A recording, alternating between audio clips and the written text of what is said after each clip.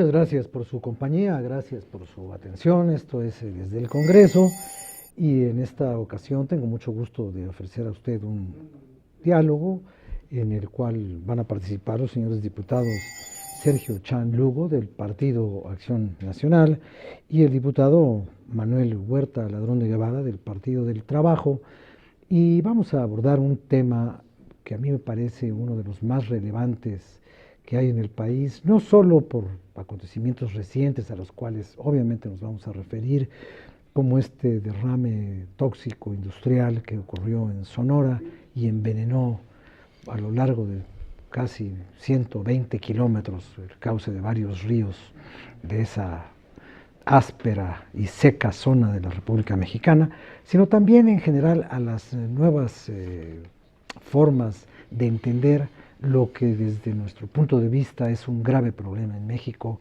que es el agua de hoy y el agua del futuro. El agua de hoy, que no sabemos qué hacer con ella cuando nos llega en forma de huracán, tormentas y lluvias desproporcionadas, diluvios y inundaciones y daños muy, muy diversos, pero la otra agua, que es la peor, que es el agua que no tenemos, y la poca que tenemos, qué uso le estamos dando, para qué la queremos, si la queremos para hacer negocios con ella, para hacer comercio, para hacer procesos industriales, o la queremos para la agricultura o para el consumo humano en cualquiera de sus formas. Y sobre eso hablarán estos señores diputados con usted y conmigo, y yo lo invito a que nos acompañe porque este es un tema con el que usted tiene diaria convivencia. Las 3/5 partes del planeta son agua, ¿quién lo diría? Cuando no tenemos. Y el 75 o más por ciento del cuerpo humano, incluyendo el suyo, es agua. Así haya habido algunos casos en los que esa agua lleve un poco de whisky, pero esos son otras personas que hoy no vinieron y de las cuales no vamos a hablar ni media palabra.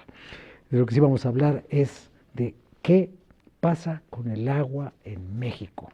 Y quisiera iniciar el abordaje de este tema con el señor diputado Chan Lugo para que nos explique cuáles son los puntos de vista de él y de su partido. Gracias, Rafael. Pues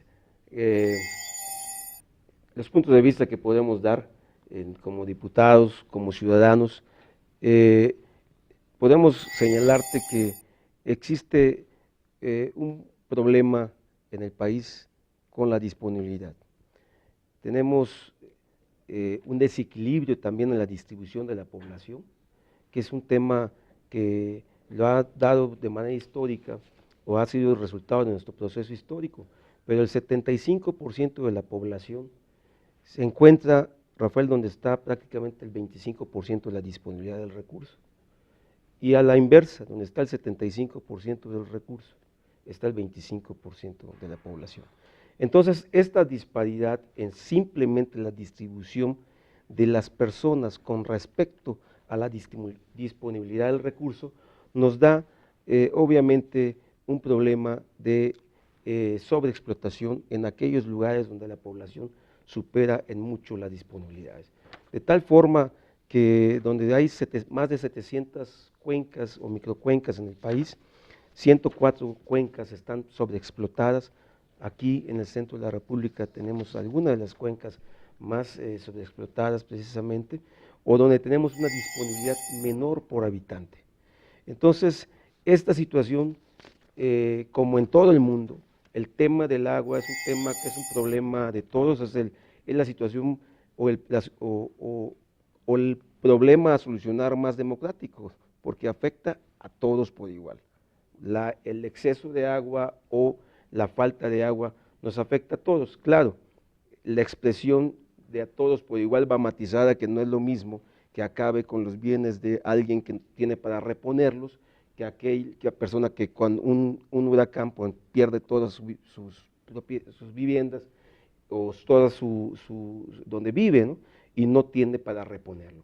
Pero esas disparidades seguramente las hablaremos en un momento más. Pero lo importante aquí, Rafael, es que la postura del Partido Acción Nacional es precisamente llevar a cabo un proceso de cogobierno en la gestión del recurso hídrico. El recurso hídrico en el país no puede darse solamente por programas de gobierno, tiene que darse con acciones en las cuales los ciudadanos participan cada vez más, para analizar cómo manejar la abundancia de agua en un momento determinado en algunas regiones, cómo cuidar esa abundancia o cómo solucionar la falta de agua que se da en otros lugares. Por ejemplo, el tema aquí en el centro de la República y en algunos lugares, el tema es que no hay agua o no tienen agua los ciudadanos. En el sur, de donde yo provengo, en el sureste, en Yucatán, el problema es cuidar la calidad del agua. Tenemos mucha agua, muy disponible en el subsuelo, pero también en el subsuelo es donde van la mayor parte de las descargas y no se tiene una forma de sanear tan amplia como se tiene en el centro de la República. Ahora, hay una cosa, ahora que se habla de esto de la gestión común del recurso, hace poco tiempo aquí en la Ciudad de México hubo un caso muy extraño en el que centenares de policías tuvieron que ir a un poblado cercano al desierto de los Leones porque los habitantes se oponían a que se conectara un manantial con un acueducto que no iba a ser para ellos. No habíamos visto en la Ciudad de México, excepto en los motines de Iztapalapa por escasez de agua o por los abusos de quienes la distribuyen en pipas y la llevan a lugares donde no hay, pero no habíamos visto una batalla campal entre ciudadanos y policías como consecuencia de una disputa por el agua. No sé si usted, diputado Ladrón de Guevara, estuvo atento a la evolución de ese conflicto, pero fue como una especie de llamado de atención de hasta dónde nos puede llevar en el futuro el uso que desde la administración pública se quiera dar al agua, que teóricamente es un bien común o colectivo. Bueno, pues sin duda este tema es trascendente, tal vez el más trascendente, y desde mi punto de vista tiene que ver con dos visiones que se enfrentan gravemente. El tema de quienes vemos el agua como un derecho humano y el tema que muchos, yo escucho a los de Acción Nacional y a los del PRI, y siguen viendo el tema del agua como un negocio, como algo que les va a permitir obtener una ganancia. Y en eso está gravitando estos conflictos sociales que existen. Digamos, para tener algunos pocos de datos, el día de hoy en la misma zona de la cuenca del Valle de México, acabamos de una reunión con el responsable, soy miembro de la Comisión de Agua Potable y Saneamiento, se manejan 22 metros cúbicos por segundo, 16 se traen del Cutzamala. Obviamente traer el agua o sacar el agua del Valle de México es un gran negocio de inversiones, de empresas privadas, no nada más a la hora de la venta de una botellita de agua, que en efecto ahí está también gran parte del negocio, sino en todo el proceso que hay atrás de toda esta gestión del agua que se está haciendo. Y que no nada más es en la botellita de agua, sino, por eso digo que Acción Nacional tiene que ser muy autocrítico, y voy a dar un solo dato. En el gobierno de Fox y Calderón, esto está demostrado, las ciudades crecieron el doble % de la extensión territorial y no aumentó la población. ¿Qué quiere decir esto? Que hay un crecimiento de las ciudades, parte de un negocio mismo de acumulación de riqueza de los que construyen las ciudades, que aunque la construyen los pobladores, a la hora del negocio son las empresas inmobiliarias, los privados, los que obtienen la ganancia, y la gente pues nada más es empleada, son obreros y acaban entregando su vida a fantasías, fantasías que los pobladores de estas ciudades tienen, es decir, que son dueños de departamentos o de casas que las van a pagar a 30 años mensualmente, como también tienen que pagar el consumo del agua. Bueno, esta gestión irracional del agua está mandatada por legisladores, que yo espero equivocarme, pero lo dudo, van a proyectar, y hasta ahorita inclusive esta Cámara no ha sido capaz de darle cumplimiento a las reformas del cuarto constitucional. Estamos retrasados por más de un año, de que el legislador ya había mandatado a observar el agua como un derecho humano. Sin embargo, no se ha podido, no es la agenda del Ejecutivo Federal. Estamos esperando una propuesta de Ley General de Aguas, de Ley de Aguas Nacionales, no sabemos, Corefel vendrá al rato, va a ser parte de lo que sin duda le podremos preguntar, y son los ciudadanos, los pobladores, estos que se opusieron en el caso de Desierto de los Leones o en estos estallidos sociales que ocurren año con año en zonas como Iztapalapa, y que ahora de manera racional las universidades, los pobladores están en un movimiento que se llama Agua para Todos y Todas, llevando como iniciativa de ley de aguas nacionales, que es lo que realmente se requiere en este país, con una visión del agua como derecho humano, y obviamente pues en esto hay muchos puntos, muchas aristas, que aquí va a ser interesante tocar el día de hoy, y que se están expresando, finalmente, una pequeña en casos pausa, como los de Sonora. Porque ya estamos al borde de lo del corte, y regresando rápidamente, entraremos al segundo bloque de esta conversación para ver cuáles han sido los más significativos brotes de inconformidad derivados del agua. Ahorita regresamos, acompáñenos.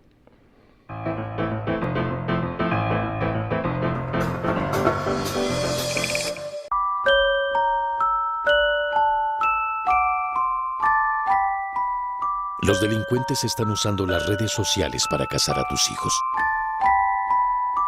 Su fin es esclavizarlos con fines de comercio sexual, trabajo o mendicidad. La Comisión Especial contra la Trata de la Cámara de Diputados está trabajando para prevenir y erradicar este delito. Tú puedes ayudar a prevenirlo. Cámara de Diputados, 62ª Legislatura.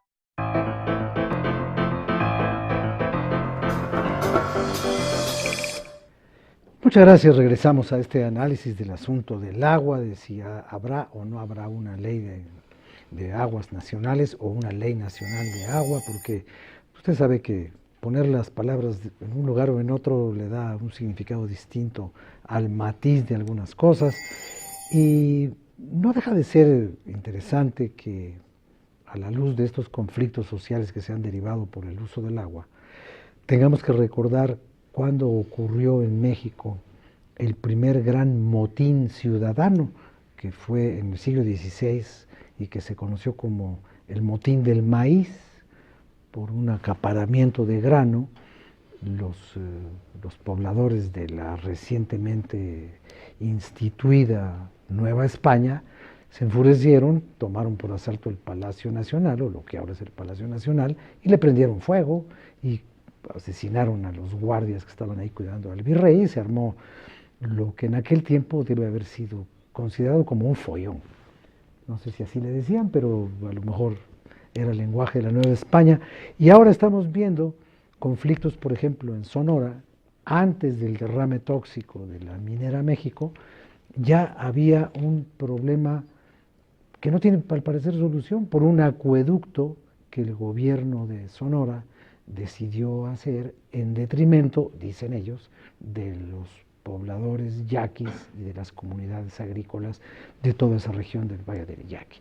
Pero en fin, usted nos estaba explicando, señor diputado Ladrón de Guevara, cuáles son, desde su punto de vista, las posibilidades de aumentar los conflictos que se pueden derivar si no se resuelve el dilema. ¿Es el agua simplemente un derecho humano o es el agua un insumo industrial que permite comercializarla y hacer empresa, negocios, ya sean agrícolas, industriales o simplemente para fabricar bebidas endulzadas, ¿no? Sí, yo creo que eres muy documentado en este tema por lo que estoy escuchando y en efecto ese es el quid. Nosotros lo que vemos es que Enrique Peña Nieto está más porque el agua sea una mercancía y ahí vemos a sus partidos del apoyo que le han estado dando, entre ellos a Acción Nacional, sin duda el PRI, y por eso este temor a que estas iniciativas que estaremos discutiendo, calculo yo en breve, vayan a querer profundizar esta visión de mercancía del tema del agua, y no es menor porque ni siquiera es necesario esperar a estas reformas que otros, junto con los ciudadanos, estamos esperando esta llegada, esta iniciativa ciudadana, reitero, de la ley para todos y todas. Mira, yo decía que de los 22 metros cúbicos que procesa el Valle de México a través de esta cuenca, 16 de ellos traídos por el Cutzamala, nosotros tenemos ya severos problemas que no se están resolviendo en el caso concreto de la ciudad, antes de pasar a los temas de Sonora y otros. En este caso, la ciudad tiene un reconocimiento oficial de 18.2 metros cúbicos por segundo por fugas, el 40% de este porcentaje. Estos 18 metros cúbicos por segundo no tenemos, que el uso que los ciudadanos le están dando al agua, no tenemos la capacidad de recarga, estamos a la mitad, y obviamente pues eso no nos augura un buen puerto en lugares como estos. Y para ello, pues obviamente la visión institucional es más recursos, es decir, hablan en el caso de la Ciudad de México del doble o el triple de presupuesto que se debe de tener, y ante eso, como hay una incapacidad evidentemente presupuestal, pues es abrirlo a los inversionistas privados. Evidentemente que esta concepción del agua como mercancía, pues no la compartimos. Nosotros pensamos que el agua es un bien de la nación, no es un bien del Estado mexicano, es un poco el símil de lo que ocurre con el petróleo. Y obviamente eso lo estamos viendo ya en conflictos muy actuales, como el que tú señalas en el caso de este grado de contaminación que se dio en el estado de Sonora, donde al menos mi reflexión era, más allá de la crítica evidente que hay al Grupo México y al señor Larrea por esta inescrupulosa manejo de los tóxicos que fueron a los ríos, nuestra reflexión era, bueno, pero ¿y qué las autoridades nunca observaron este nivel de contaminación? El informe que nos dieron en la Cámara de 40,000 metros cúbicos de agua contaminada, que se vuelve algo así como en unas 5,000 viajes de pipas, pues no ocurren de la noche a la mañana. Hay una cosa muy notable en eso, porque se habla de que la contaminación se produjo porque 40 millones de metros cúbicos fueron a dar al río. Pero si no hubieran ido a dar al río, ¿a dónde habrían ido a dar?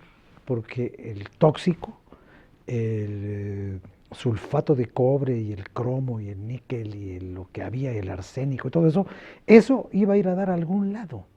Y si no iba a contaminar el río, ¿qué iba a pasar? ¿Se iba a desaparecer en el éter? ¿Iba a llegar al espacio exterior? ¿O qué iba a pasar con eso? Y a mí me queda la impresión de que no sabemos en realidad en México qué estamos haciendo con los residuos tóxicos de las industrias mineras, petroleras y de toda industria que contamina porque contamina, pero no sé ustedes qué habrán pensado de eso, sobre todo porque el gobernador es suyo, ¿no? Bueno, no es suyo, pero es de su partido.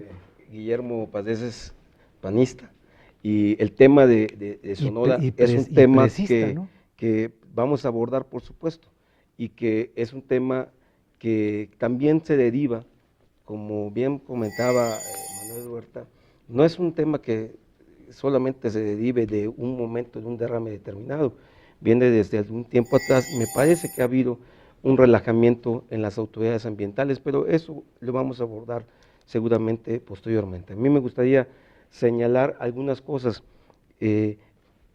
Cuando se utiliza los espacios y nuestra capacidad de expresión, como aquí hemos estado escuchando, a mí me queda muy claro que a veces se defiende más que nada pues intenciones propagandísticas, pero te voy a decir algo, Rafael, y también a Manuel.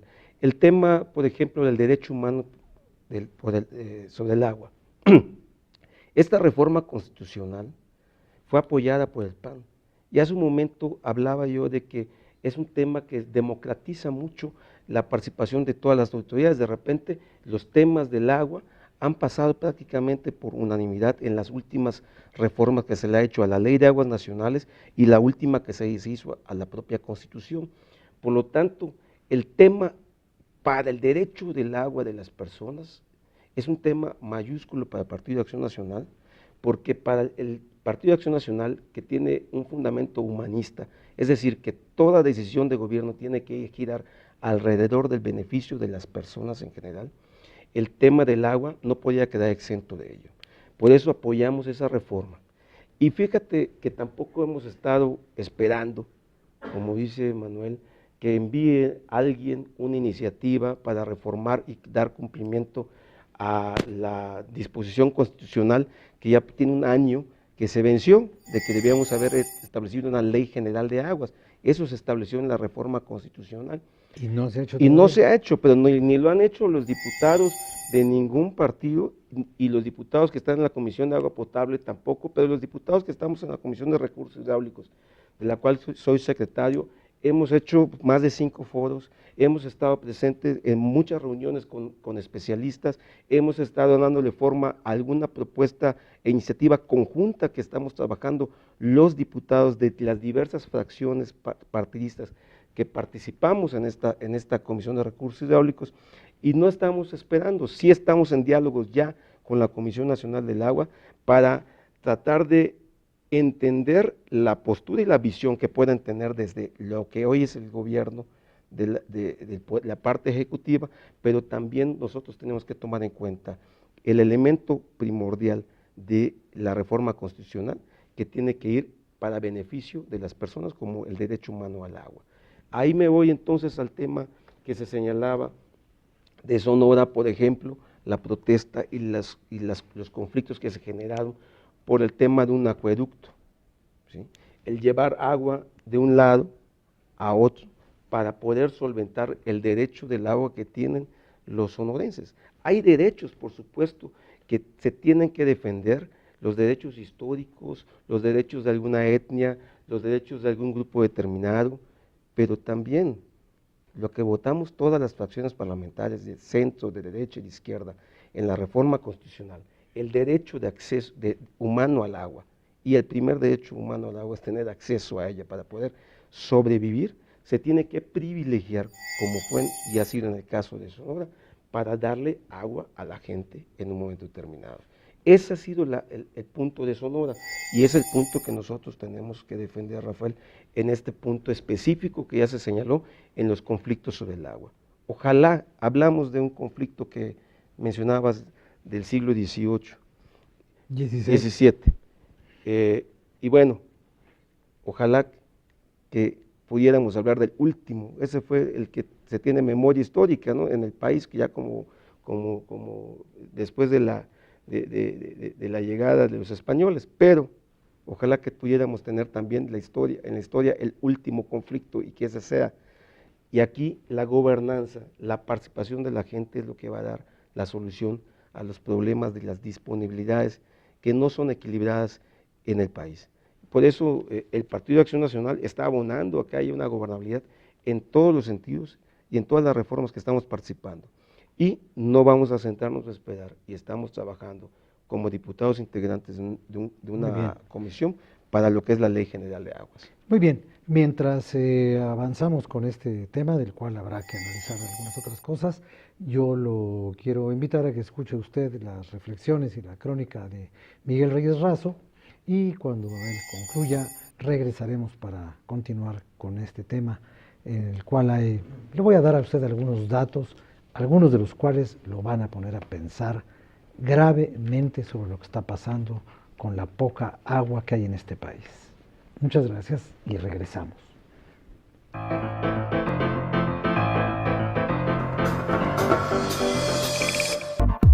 Conéctate con tus diputados.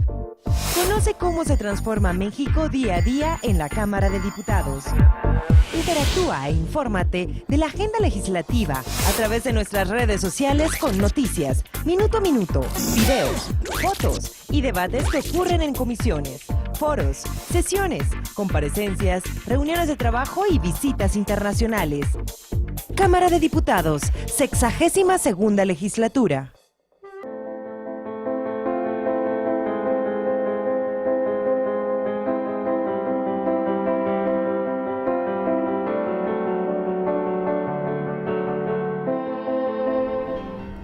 Veinte años después de que fuera puesta la primera piedra de una carretera que unirá al centro del país con el Golfo de México, se concluye tan magna obra.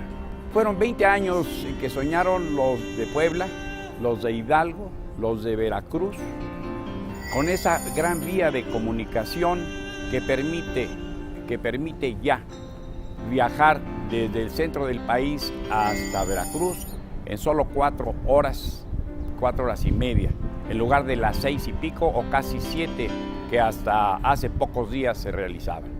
¿Por qué?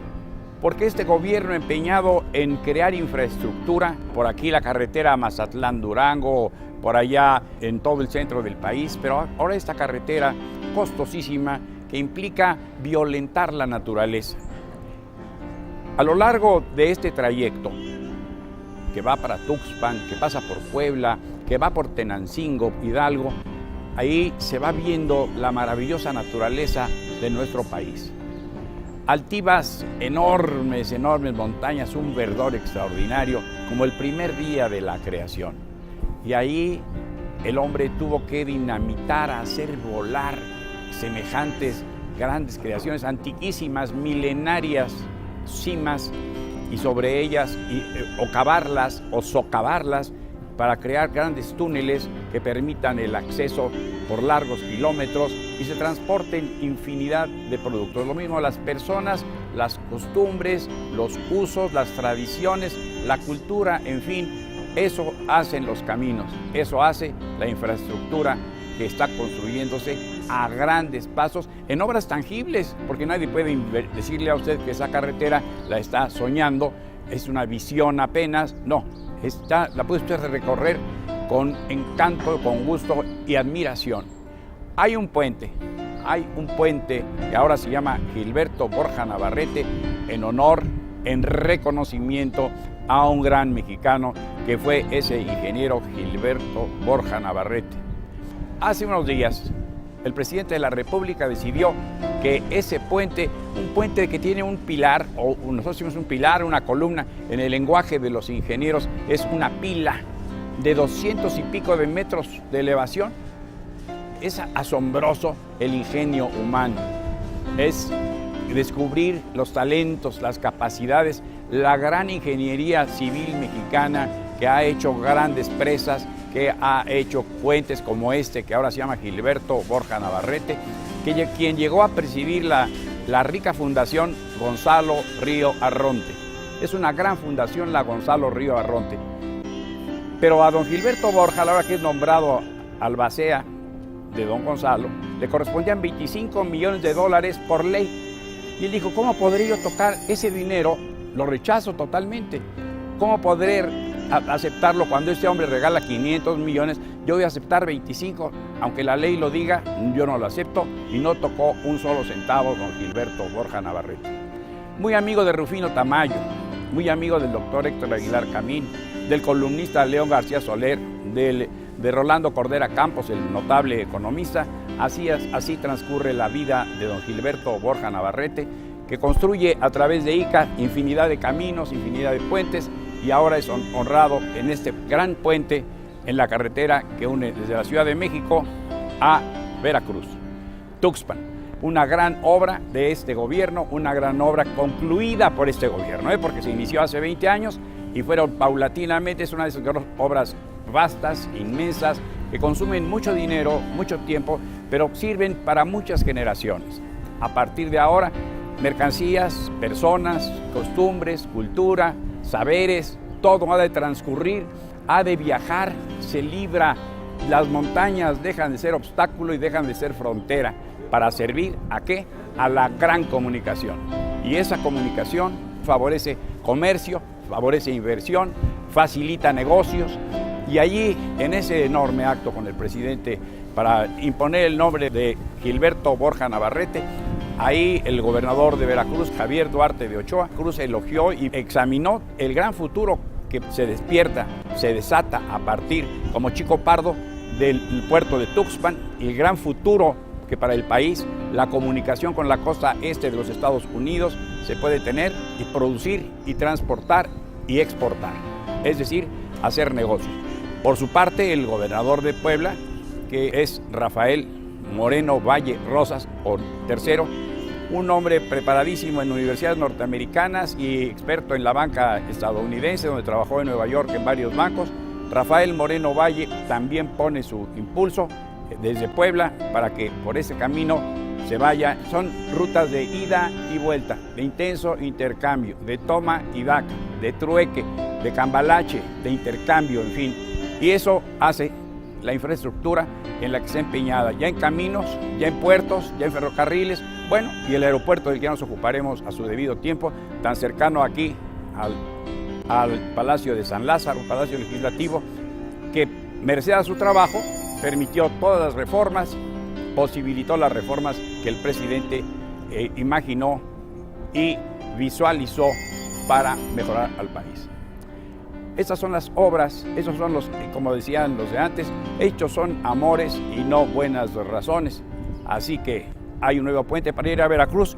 Miguel Reyes Razo, servidor, les dice hasta la próxima.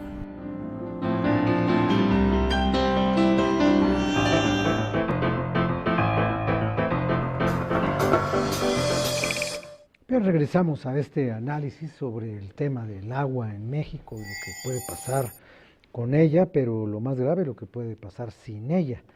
Le decía yo que tenía algunos datos que le pueden servir a usted para comprender qué es lo que está pasando.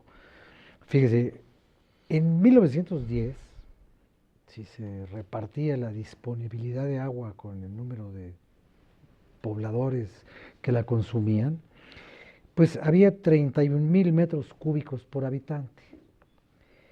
Pero para 1950, que no es un año tan lejano, eso disminuyó a 18,000 metros cúbicos por habitante, y en los años 70 a 10,000, y en el 2010 pues nada más a 4,000. Entonces bajamos de 1900, en un siglo bajamos de 31,000 a 4,000.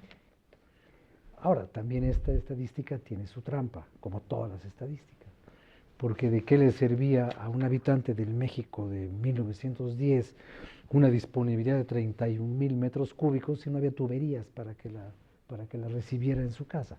¿Por qué? Porque no había ciudades, porque toda la población era fundamentalmente rural, porque había pozos, porque había pues ahí algunas acequias, el agua no tenía calidad, no estaba potabilizada, en fin. Pero en volumen, lo que pasa con el agua es eso. Bueno, para no ir demasiado lejos, ahorita, en este momento, donde esté usted, si nos está escuchando en la Ciudad de México, pues hace unos siglos usted estaría nadando como pato, porque esto era una laguna, era un gran lago, y hoy de esos lagos ya no queda nada. Se recuperó el Nabor Carrillo, pero ahora va a quedar en la pista 4, entonces... Qué buen ejemplo. Esa es otra cosa, ¿no? Bueno, la pista 4 va a quedar ahí juntito, el lago no se va a acabar, pero esa recuperación hídrica de toda la zona de Texcoco, bueno, pues llegó hasta donde llegó, y llegó exactamente en 40 años. ya llegó hasta allí y se va a quedar, y se podrá prolongar más hacia el oriente, pero no para el lado de acá.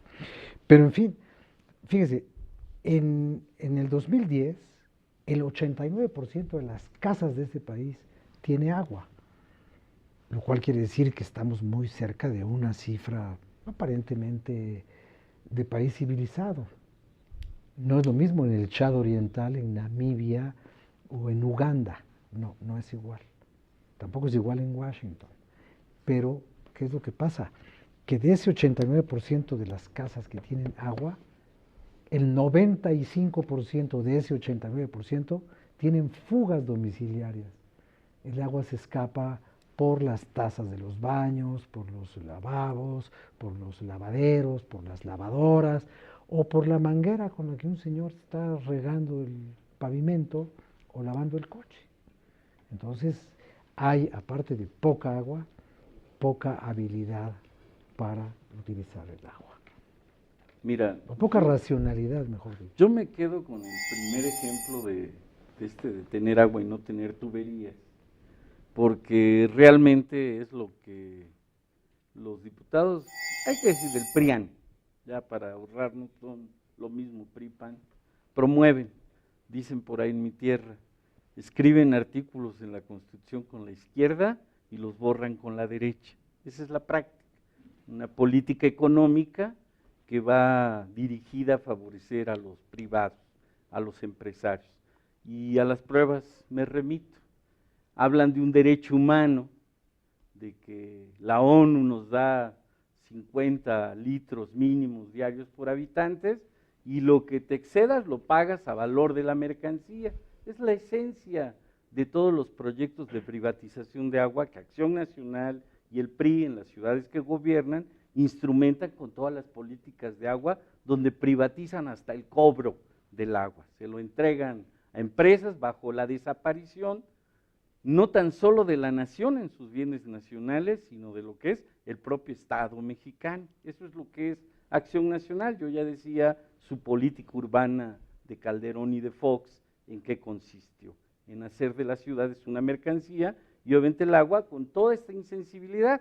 Obviamente no nada más en las ciudades, también en el campo, no tengo la duda de que tenemos también sistemas de riego que favorecen obviamente a los privados y no a los sociales, a las comunidades. Y en esa misma lógica está esto de las fugas, yo decía, porque también no podemos irnos con un discurso de que es un problema general igual, no. Al perro más flaco se le suben las pulgas aquí. Ejemplo, porque no es tan sencillo, Ciudad de México, y esto va inclusive con otros ciudadanos gobernados inclusive por el PRD. Tenemos fugas en la ciudad, en efecto, no son de ahora, tenemos sistemas hidráulicos que vienen desde el siglo pasado, tenemos fugas excesivas, yo decía ahora que estamos en alrededor de 6,000 metros cúbicos por segundo de agua. ¿Qué es esto? Para que tengamos una idea, en la metrópoli, en la Ciudad de México, estamos al día perdiendo el agua que podría servir a Iztapalapa y a otra delegación, al día, eso son lo que son las fugas. Evidentemente que en Iztapalapa hay zonas, porque no es cierto que aquí nada más el 1% de la población no tenga agua, y lo digo con conocimiento de causa, más de 500,000 habitantes de la ciudad, que es el 5%, pero curiosamente son los de Iztapalapa, ese 5%, no reciben agua una vez por semana, pero como hay tandeos, pues nada más va a ser una vez cada 15 días o al mes. En cambio, en otras zonas de la ciudad, como en Polanco, evidentemente hay agua hasta para las albercas. El que tiene la paga, el que tiene en un edificio no nada más paga el agua, paga la energía para subir el agua. Y obviamente esto que lo vemos en la ciudad ocurre en todas las ciudades del país, porque ahora no nada más es el costo del agua, sino va a ser el costo de la energía para transportar el agua, sea al piso 10 de un edificio o de lugares como en Veracruz, que quieren hacer la presa en Jalcomulco y quieren llevar producción eléctrica en la zona para llevar el agua de Jalcomulco a la ciudad de Jalapa, con pendientes en sentido contrario a cómo debe de correr el agua. Todo esto, atrás de esto que hay, pues hay negocios. ¿Quiénes son los diputados de la Comisión de Agua Potable y Saneamiento de Acción Nacional? El diputado Croda de Veracruz, un privado que se dedica a tener contratos para llevar plantas potables, potabilización de agua, para hacer estas obras hidráulicas. Pues es el negocio, es a lo que llegan algunos diputados aquí. Obviamente no tengo el gusto de conocer al diputado Chan y sus negocios, cuáles sean, ¿verdad? Ver, diputado, Pero ya, como muchos diputados de Acción Nacional para y de alusiones Costa personales. vienen aquí Manuel, a los a ver. negocios. No, Manuel Huerta, yo no tengo ningún tipo de negocio, yo me dedico a ser precisamente diputado federal. Y mira, aquí me llama la atención que habla de los problemas del agua, Manuel Huerta, y precisamente habla de los problemas del agua en una ciudad que ha estado gobernada desde hace muchos años por la izquierda. Y habla de los negocios de las pipas en una ciudad gobernada por la izquierda, Rafael. Y te quiero decir, de donde yo vengo, de Mérida, que gobierna el PAN, también desde hace muchos años, solo por una breve interrupción que le costó mucho a la ciudad, por cierto, pero ahí tenemos una cobertura de agua potable que envidiarían aquí la gente de la capital, o cualquier otra ciudad que gobierne la izquierda, aquí de compañero diputado Manuel Huerta. Y no tienen que haber pipas para llevar agua, no hay ningún negocio de nadie para surtir el agua, ni tandeos como se dan acá en el Distrito Federal. Es una realidad distinta, sí es cierto, pero no se vale venir aquí en un programa y usar ese tipo de argumentos donde buscan confundir a la opinión pública. Aquí en el Distrito Federal hay problemas de recursos hidráulicos, de recursos hídricos, que hay que solucionarlos, y no se va a solucionar solamente con los habitantes del Distrito Federal, hay toda una cuenca que tiene que participar. No, pero te quiero decir, nada más el detalle, permíteme, perdóname, Manuel, diputado si Chan, yo te pero escuché se trata, atentamente, a pesar de no lo que decir, dijeras, te escuché te voy a atentamente, escuchar, pero y además nada más no decías se que había trata un de negocio, decir no, yo no tengo mentiras, ningún yo no te lo voy a negocio, decir, pero aquí, te lo voy a aquí, decir, no. espérate tantito, No, Manuel, vamos porque a lo que esperar. ¿Por tienes qué no que esperas decir tu es que esta turno? ciudad, Ese es el esta problema, ciudad, que en el desorden y la esta anarquía ciudad, que ustedes no. quisieran. Desorden es No. el que hizo Fox y Vamos a Calderón, déjame y terminar, en eso usar es mi tiempo, las Manuel. inversiones, No, hombre, pero Manuel. estamos en el debate, Sí, no, espérate, pero el debate pero no tiene un digas orden tanta que está mentira. establecido. Bueno, a ver, di las No he mentiras. dicho A ver, ninguna diputado, a ver, mentira. Sigue las compañero. mentiras. Pero, En este minuto y medio remate usted y luego le seguimos con usted, regresamos con usted. sí, no, esto es lo que de repente promueven en un debate como el que estamos teniendo, de un tema tan serio, que de repente incluso nos hacen, la población va dejando de creer en un debate, porque precisamente empiezan a usar argumentos de este tipo. Te quiero decir algo, el tema de agua potable es un tema que tiene y ejerce una presión sobre el recurso de un 20% más o menos. Es decir, la disponibilidad del recurso o lo que se usa del agua en el país para el surtir de agua potable a la gente es un 20%, pero el 70% se usa también en lo que es la materia agrícola, y es cuando tengamos en la oportunidad de otro bloque que me gustaría hablar precisamente de qué tanto hay que hacer en el tema del cuidado del recurso de agua, también en el cuidado del uso eficiente del agua para producir los alimentos de nuestro país, Rafael. Bueno, pues esos serán los temas del próximo bloque, que ya será el último de este programa. El aprovechamiento, el necesario aprovechamiento del agua para fines agrícolas y el necesario aprovechamiento del agua para fines industriales, porque a final de cuentas, toda la actividad humana termina con el aprovechamiento de las cosas. Si los seres humanos no hubiéramos aprendido a aprovechar el agua y el suelo y las plantas y los animales, pues seguiríamos en la caverna, ¿no? O sea, mientras el mundo quiera una raza que domine los bienes de la tierra, pues tendrá que aprovecharse de ellos, y tendrá, en un mundo como este, pues tendrá que aprovecharse de la habilidad de unos para hacer las cosas en contra de la inhabilidad de otros para nada más hacer otras cosas. Pero en fin, a esto regresaremos en este último bloque que yo le ofrezco, que ya por lo que acaba usted de ver, terminará con una tercera invitada aquí que se llama Cleto Reyes, que es fabricante de guantes de box. Ahorita regresamos.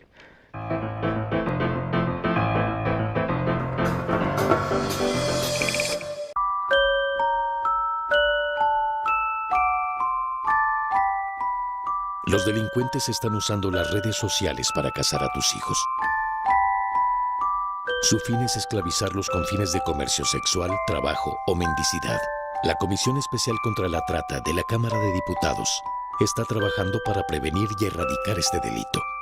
Tú puedes ayudar a prevenirlo. Cámara de Diputados, 62ª Legislatura.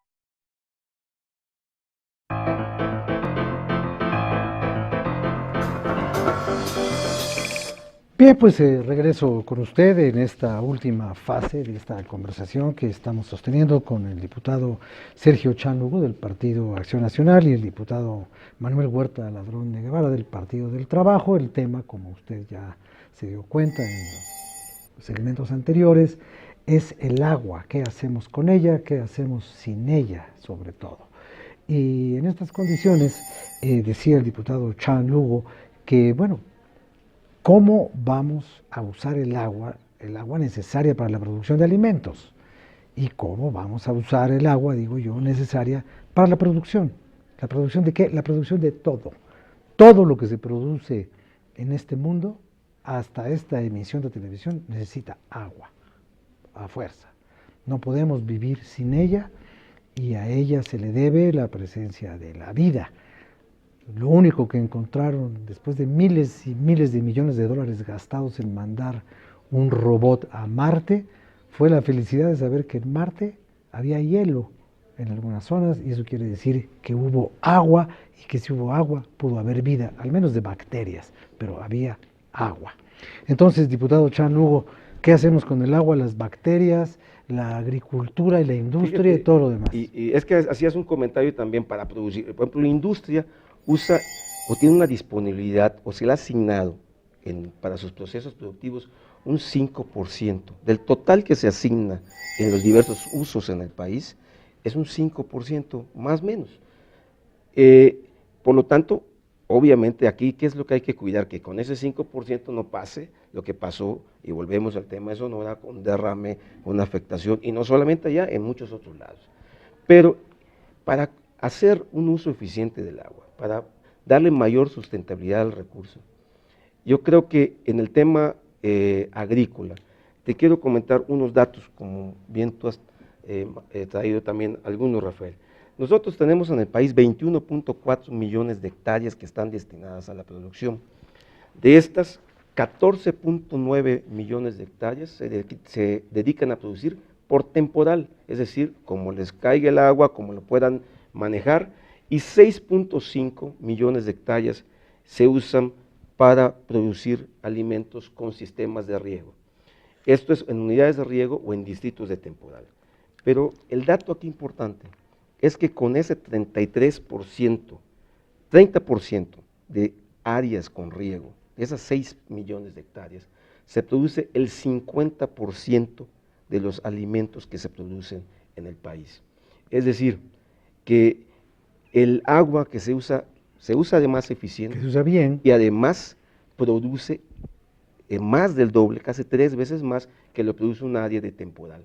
Ahí tenemos que atender esa parte, porque los productores requieren de un mayor apoyo, que se continúen con apoyos en este tipo, para poder ir creciendo en su productividad e ir reduciendo sus gastos de producción, tanto en agua como en energía eléctrica.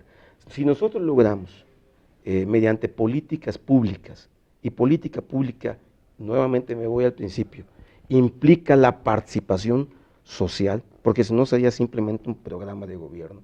Si nosotros logramos esto, entonces vamos a irle dando sustentabilidad a la producción y también al uso en nuestro país del recurso agua.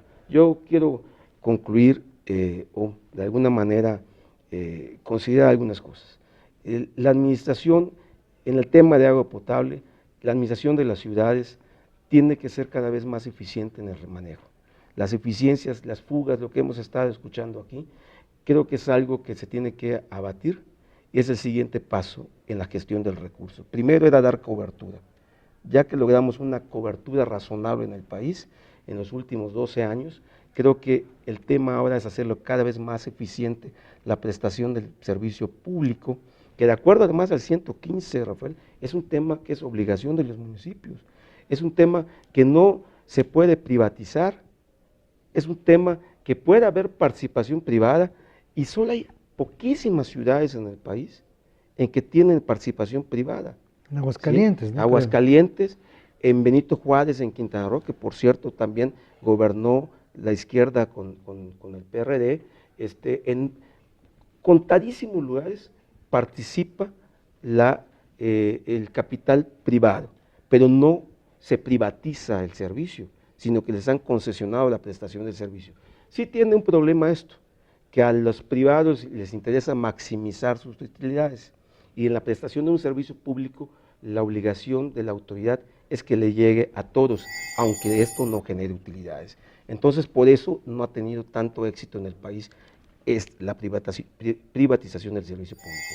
Pero es muy importante que le vayamos dando cada vez más herramientas al municipio para que pueda prestar en todo el país y en el Distrito Federal también un mejor servicio de agua potable. Muchas gracias, diputado Chánugo. Señor diputado Ladón, bueno, pues ya nos quedan los minutos del cierre. Pues mira, Bueno, le quedan a usted. muchas mentiras que escuchamos del diputado. Es émulo de Enrique Peña Nieto. Órale. Mira, primero porque se les olvida decir que cuando ellos administran a nivel federal de estos organismos de cuenca, pues los grandes presupuestos y el control del surtimiento del agua para la ciudad, pues viene del control federal.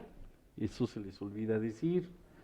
Se les olvida decir y reconocer que en el caso concreto de la ciudad, y obviamente no defiendo a Mancera, soy crítico del señor Mancera por muchas cosas más, evidentemente estamos heredando sistemas de saneamiento, insisto, algunos de la época porfiriana, el caso concreto del centro histórico de la Ciudad de México. Pero más allá de eso, pero recordarás el camión que se hundió y que tenía, justamente dio a conocer de dónde venía este sistema de saneamiento.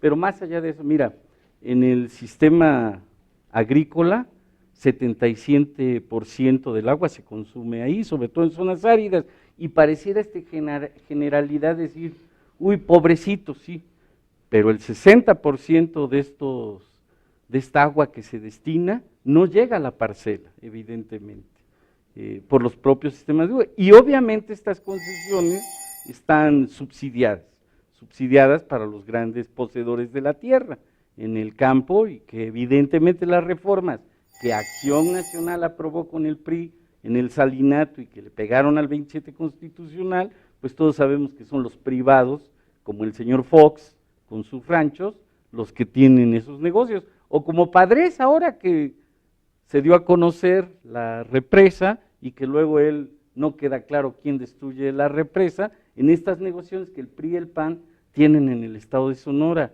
o proyectos como el aeropuerto, justamente que ahora promueve Peña Nieto, pero que antes promovía el señor Fox, que es admirador de Peña Nieto, y que evidentemente son grandes negocios de los privados, en zonas que evidentemente son sentido contrario a cualquier nivel de pensamiento, que ahí pudiéramos tener el aeropuerto. Mira, nada más en el caso del aeropuerto, porque es muy reciente y es un tema que sin duda lo estaremos debatiendo en la tarde con el señor Korenfeld, para sacar el agua se necesitan 32,000 metros de tubos para sacar el agua. Quieren, como tú bien dijiste, hacer un aeropuerto en una zona lacustre, pues porque eso les va a facilitar negocios urbanos, como volver la Terminal 1 y 2, negocios como proponía el señor Fox, de hacer algunos grandes consorcios mercantiles ahí, cercanos a esa zona. En el mar. Sí, pero que son los negocios, islas, ¿no? es lo que nosotros estamos diciendo,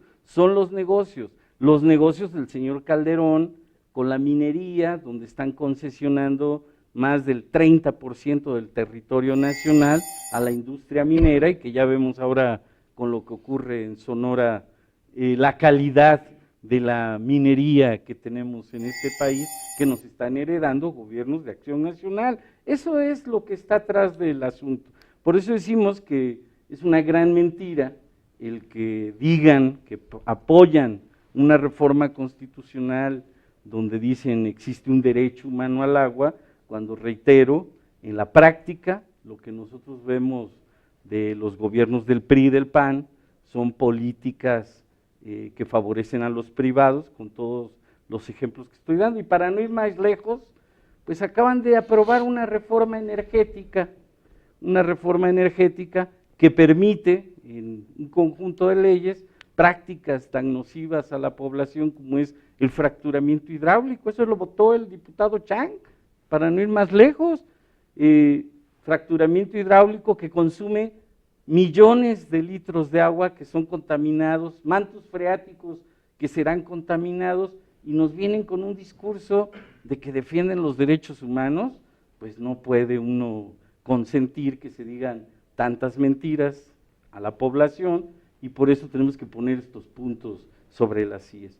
¿Nosotros con quién estamos? Estamos con los ciudadanos que desde hace mucho tiempo, en la práctica, están a través de su participación social en luchas ambientales, en la defensa de las cuencas, generando propuestas e iniciativas que en próximos días en la ciudad de Guadalajara, en este Congreso de Agua para Todos y Todas, pues vendrá sin duda esta iniciativa, que es la que nosotros defenderemos aquí en la Cámara de Diputados, donde no nada más validemos el derecho constitucional que se logró, que obviamente en eso pues es lo menos que en ese momento se podría generar, ¿no? Volverlo práctica con las iniciativas de leyes secundarias que tenemos que aprobar en próximos días, y ya ahí nos daremos cuenta cómo vota Acción Nacional, vamos a darnos cuenta cómo votamos otros, pero yo insisto, en el caso concreto de la reforma energética que permite el fracturamiento hidráulico que contamina el agua y los mantos freáticos, el diputado Chang la votó a favor, y eso no tengo la menor duda, y eso queda para la historia de él y de sus nietos y bisnietos.